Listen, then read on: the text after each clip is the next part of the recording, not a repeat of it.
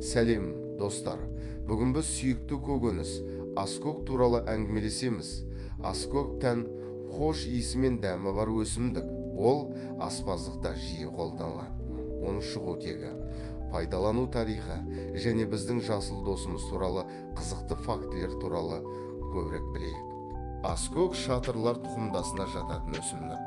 Оны пайдалану тарихы өте көне. Жапырақтың жерорта теңіз аймағы мен Оңтүстік Азиядан келетіні жалпы мойындалған. Ежелгі заманның өзінде ол дәмдеуіш және дәрілік өсімдік ретінде белгілі болған.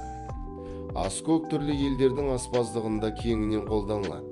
Жаңа хош иісі мен дәмінің арқасында ол түрлі тағамдарда алмастырылмайтын ингредиентке айналды. Аскөк соустарда, салаттарда, сорпаларда, маринадтарда және басқа да көптеген тағамдарды дайындау үшін пайдаланылады. Айта кету керек, жаңа піскен тамақтың дәмі мен хош иісін сақтап алу үшін тағамдарға дәл дастарханға қояр алдында қосылады. Аскөк жайлы қызықты фактілер.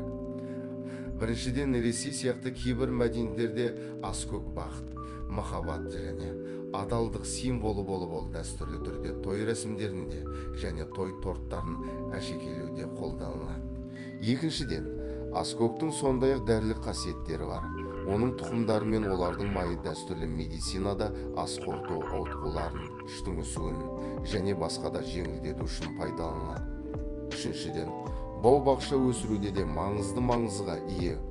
Бау-бақша дақылдарын тозаңдандыруға көмектесетін және өсімдіктердің жеміс беруін жақсартатын араларды және басқа да пайдалы жәндіктерді тартады. Аскөк пайдаланудың бай тарихы бар және пайдалы өсімдік. Ол аспаздықтың маңызды ингредиенті ғана емес, сонымен қатар дәрілік және бағбандық қасиеттері де бар. Тағамдарыңызға аскөк қосып, оның хош иісі мен дәмін татуды ұмытпаңыз. Біздің арнаға жазылыңыз. Жаңа кездесулерге дейін.